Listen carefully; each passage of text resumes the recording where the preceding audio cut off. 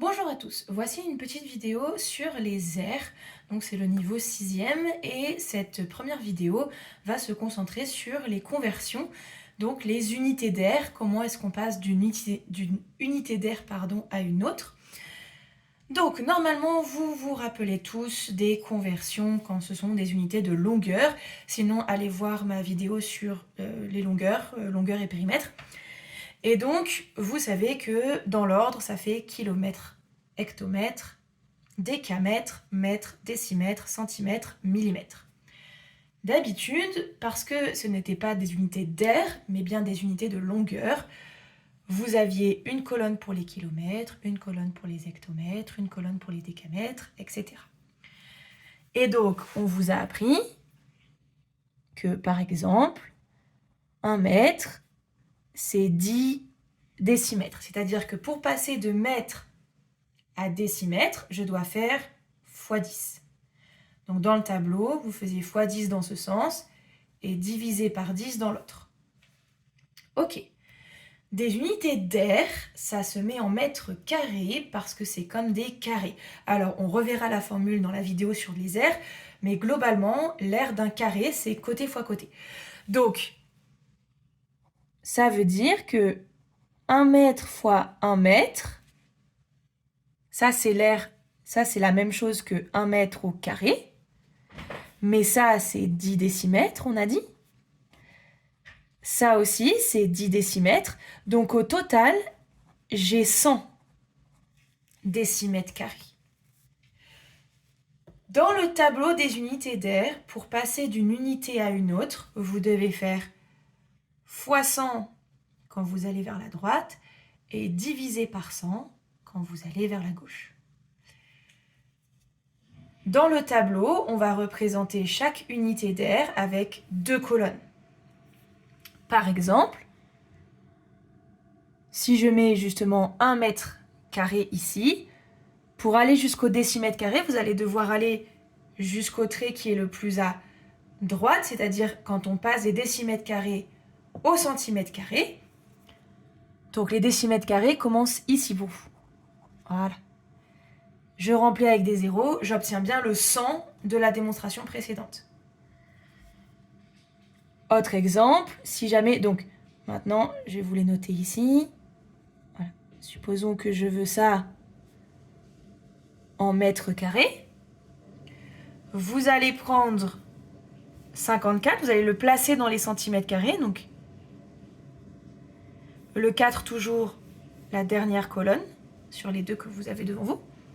Et on remplit jusqu'à atteindre les mètres carrés ici. Hop, hop.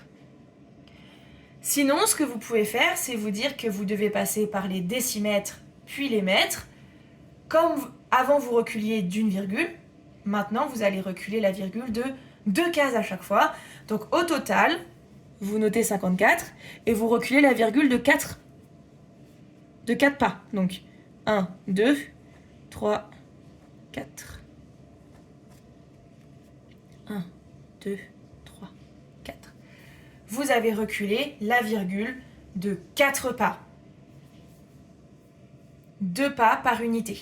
2 pas pour aller vers les décimètres carrés et 2 pas pour aller vers les mètres carrés. Attention, très souvent, les hectomètres carrés se noteront des hectares. Donc, ça, c'est la même chose que hectare. Par contre, les arts, ça va de une case en une case. Donc, si ça, c'est 1 hectare, donc, hecto, vous savez que c'est pour 100. Donc, si vous voulez des arts, vous devez prendre 100 fois plus petit. Donc, vous allez déplacer la virgule. Voilà. Ça, ce sont les arts. C'est comme quand vous ferez les volumes, les litres par rapport au décimètre cube. Voilà. Donc, c'est un peu la même idée. Donc, 1 hectare, c'est ici. Il est là. Ça, c'est la colonne des hectares. Donc, si jamais on vous demande de placer des hectares, c'est dans la colonne des hectomètres carrés. Retenez ça, c'est le plus important. C'est pour les grandes surfaces qu'on utilise hectares, par exemple des champs. ou des terrains globalement. On va pas dire, on va pas compter en mètres carrés, on va pas appeler ça hectomètres carrés non plus, on appelle ça des hectares. Voilà, donc retenez ça. Et avec ça, si vous remplissez bien le tableau, vous pouvez tout faire. Donc on va faire un dernier exemple. J'en sais rien moi, 235. On va prendre 235.